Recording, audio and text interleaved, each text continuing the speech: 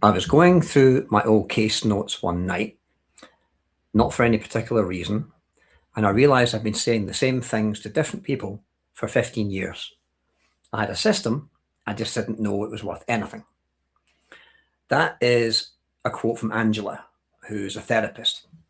And nowadays, she's charging $10,000 a month for that system. So, in this episode of Chosen, you're going to hear exactly how that happened.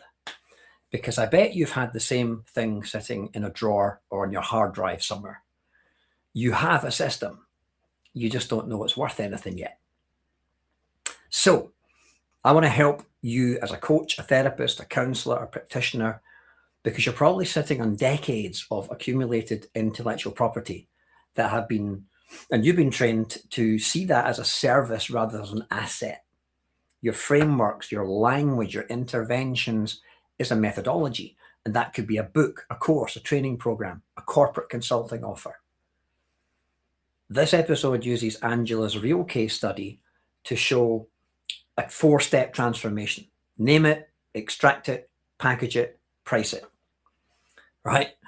And we're going to show you how to take your lived experience, your qualifications, your knowledge, and productize that, package that, and then sell that.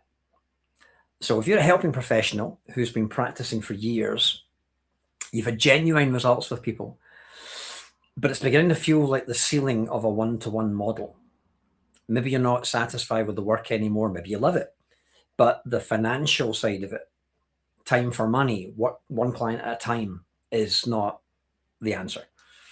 You're probably qualified. You've probably built a practice. You've accumulated lots of experience.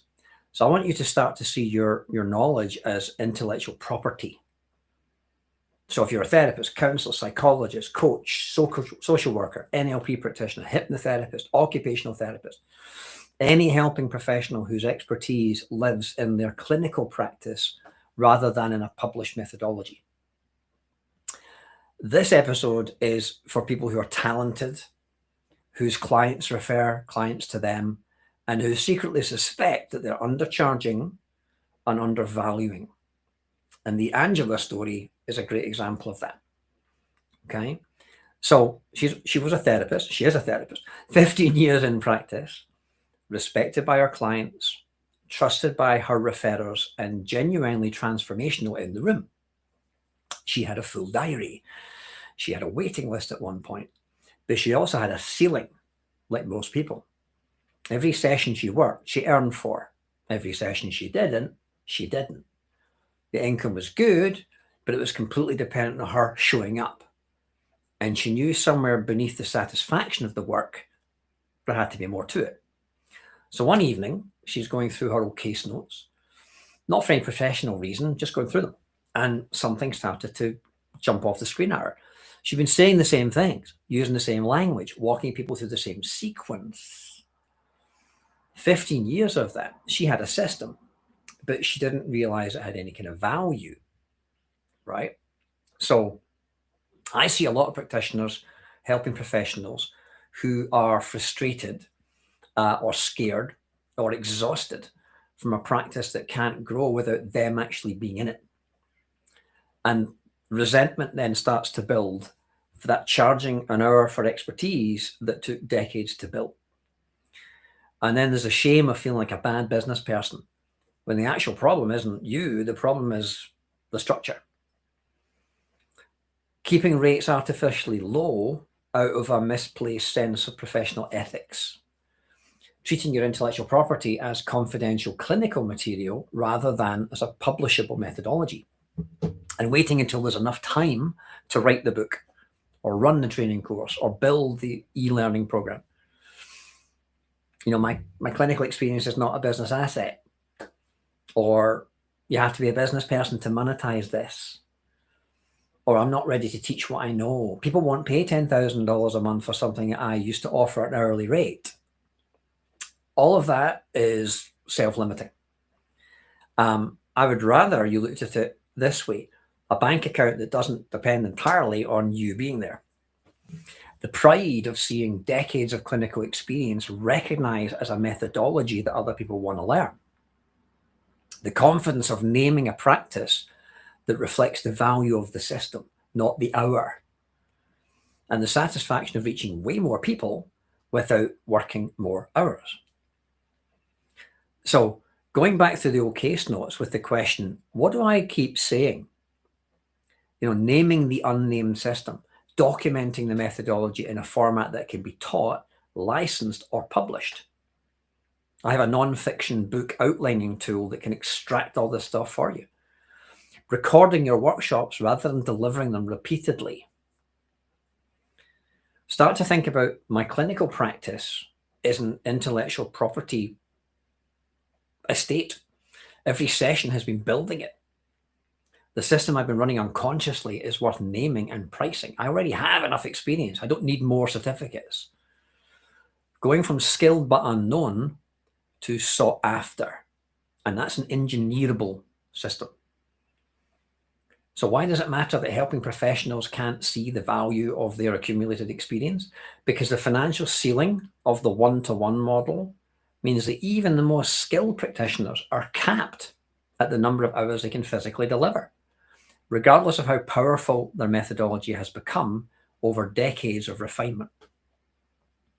And practitioners who hit that ceiling either burn out trying to maintain full diaries, or they undercharge in an attempt to stay accessible, or they leave the profession entirely, taking with them their expertise that could have reached thousands rather than hundreds. Often the people who need access to transformational methodology are not being reached. A practitioner with a full private diary maybe serves 20 to 30 clients at a time. A packaged methodology, a book, an online course, can train other people and serve thousands. If you package your methodology, you build a practice that compounds rather than plateaus. Your income diversifies, your reach expands, your expertise is preserved in a form that will outlast you. It'll outlive you. If you're a helping professional and you've dedicated your career to changing people's lives, packaging that expertise is not a commercial distraction from that mission. It's an extension of it. And Angela's system now helps far more people than she could have ever seen in a consulting room. You've already done the hard work. Every session, every client, every framework you developed was building something. Now it's time to monetize it. Okay? So how do we do that? How do we do that? Well, there's 4 main steps to extract your intellectual property and package it in a way that you can actually sell. There's about 5 or 6 different ways you can take your lived experience, your knowledge, and turn it into products, turn it into consumable stuff that people can actually utilize, right? So you need to extract that knowledge from yourself and then name it. So your invisible practice and your repeated intervention patterns become a named framework, a methodology that has a title and a clear outcome statement, like the Clark baby massage method. I don't know, the Johnson bodywork technique, right? The language, the sequence, the interventions that you do, start to document them, start keeping an SOP, a written process, but it exists outside of your head, not just in it. Okay? Then you package it. That documentation becomes a deliverable. It becomes a workshop, a training program, a licensing offer, a book, a corporate consulting offer, a signature talk, a coaching program. You repurpose it into different mediums. And the system is priced on value, not on hours. So a consulting offer can be charged at 10K a month or 10K a day even. So it's name it, extract it, package it, price it. I could take that methodology and call it the NEP method, NEPP, name, extract, package, price. I'm doing it right now. Now, you may not know, but I've been a trainer of NLP since 2001 and a hypnotherapist for 29 years. So this isn't theoretical. This is a direct result of a practitioner who recognized their own intellectual property and turned it into 31 books, workshops, home study programs, training courses. Angela is a therapist with 15 years of practice. She reviews her case notes and she notices there's a repeatable system. She now charges $10,000 a month for access to that system. A typical therapist in private practice will see 20 to 30 clients a week. A packaged methodology, like a training program or a book, can reach hundreds of people simultaneously. Corporate organizations will pay thousands per day for access to a named, proven methodology delivered by a credentialed practitioner. The same methodology that you delivered as hourly therapy is worth a fraction of that. Turning a workshop into an asset, stand on stage, teach a 2-day workshop, and produce a portable training product, sufficient material for a book, and enough structured content for a multi-module online course. 1 event, 3 assets. The single most powerful move a helping professional can make is to name their system. Package it, teach it, license it, and price it at a rate that reflects the decades of refinement that was behind it. Imposter syndrome, fear of visibility, pricing, all those things come up. But every icon and celebrity and successful professional had a mentor, a coach, a guide, an agent, an entourage. Every therapist is standing on a gold mine. The seams of the gold are the patterns, the language, the frameworks that they have refined across thousands of sessions. But they've been trained to look at the ground as a place to plant their feet, not as a source of value. And the point of this episode is to give you a pair of different glasses and say, look down. The gold's been there all along. You need to become the lighthouse above the fog. Most helping professionals are in a fog with their clients, which is exactly what a good practitioner should be. But if you want to build a thriving practice, you need to rise above the fog so the right people can see you and navigate towards you. And that's called positioning, the mechanism that makes you visible. Everybody knows the feeling of doing something automatically that took years to learn. Driving, speaking a second language, reading a room, and forgetting that other people can't necessarily do it. Helping professionals have that experience in their methodology, but they can't see the goal because they're standing on it. So again, the 4 steps I'm talking about: name it. Go back through your case notes, session records, clinical journals in the last 3 to 5 years, and ask one question. What do I keep saying? Look for the phrases, questions, reframes, sequences that you return to repeatedly. That's how NLP got devised. Then give it a name, not a clinical description, a name that a client or a corporation could understand and remember. Step 2, extract that. Write down the process as if you were explaining it to a colleague who's never worked with you.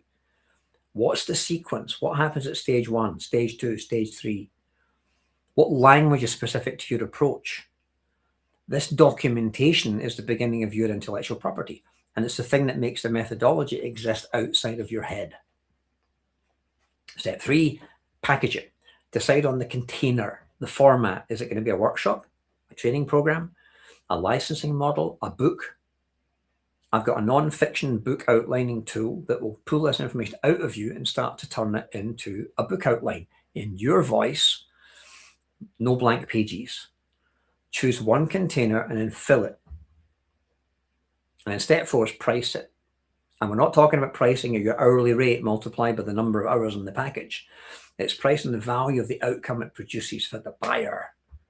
If a corporation sends 50 managers through your leadership methodology and sees measurable improvement in team performance, they'll happily pay you $10,000 a day. You're not selling your time, you're selling the result.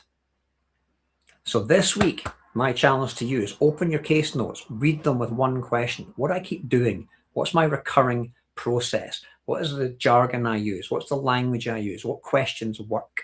And start to document it. Now, you might think my methodology is too clinical to be packaged. Well, that's not an obstacle to packaging it. It's actually an advantage. If you've got a methodology backed by professional training and years of clinical evidence, that's more valuable to a corporate buyer. What if confidentiality prevents me from using client material?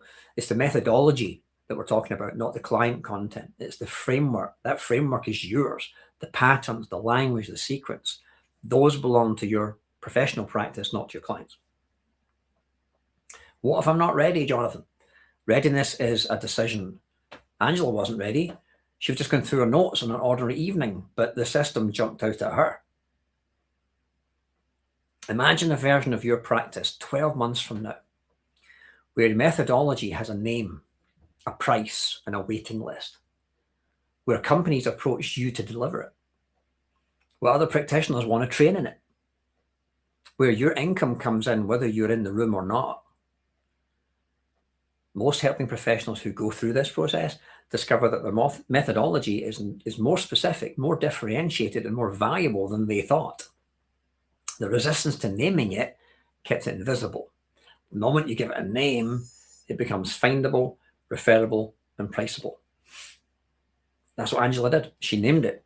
She went back through her notes, pulled out the recurring patterns, the system, the consistent sequence, the outcomes that she kept producing, and she gave it a name. And she wrote it down as if she was explaining it to someone who wanted to replicate it. She then packaged that into a 2-day workshop for organizations dealing with staff mental health and resilience. She delivered it twice to test it. The feedback was off the charts. She recorded the second delivery with a tie mic on. Then she built a licensing model so other practitioners could train in her methodology and deliver it in their own practices. That was a $10,000 a month fee for the first 12 months of use. Her diary's still full, but her income is no longer entirely dependent on how many clients she sees. She's built assets from a system that she's been running for 15 years without knowing it was worth anything. You don't need more experience or more certificates. You need to see what your experience has already built. If you want access to the non-fiction book outlining tool, I'll leave a link under this video somewhere. It interviews you and creates a complete chapter by chapter outline in your voice, built around your story and your system. Instant structure, easy to use. And if this episode landed with you, share it with a helping professional who's brilliant at what they do, but has never been paid for what their expertise is actually worth, because they need to hear it. If you don't change, you keep trading time for money. Every hour you work, you earn. Every hour you don't, you don't. The methodology you've refined across thousands of sessions remains invisible, unnamed, unpackaged, and unpriced. And you retire with the experience, and the expertise retires with you. When you do change, you name the system, you extract it, you package it, you price it for what it's worth. And you build a practice that reaches more people than your diary ever could. You become the lighthouse above the fog, and you have multiple streams of income feeding your lake. So grab the non-fiction book outlining tool somewhere around this video and get started. It'll take you about half an hour to pull out a book outline. My name is Jonathan Clark. I help therapists, coaches, and helping professionals achieve a packaged, priced methodology and scalable income stream, usually within the next 90 days, while reducing dependence on hourly delivery and one-to-one client load, so you have a practice that reaches more people, charges what it's worth, and continues to grow without you having to be in the room every single time. This is chosen. Our motto is that legends are not born, they are engineered. And you can engineer your own legend as well, if that doesn't sound too cheesy. So I will see you next week. Have a good time, and get busy.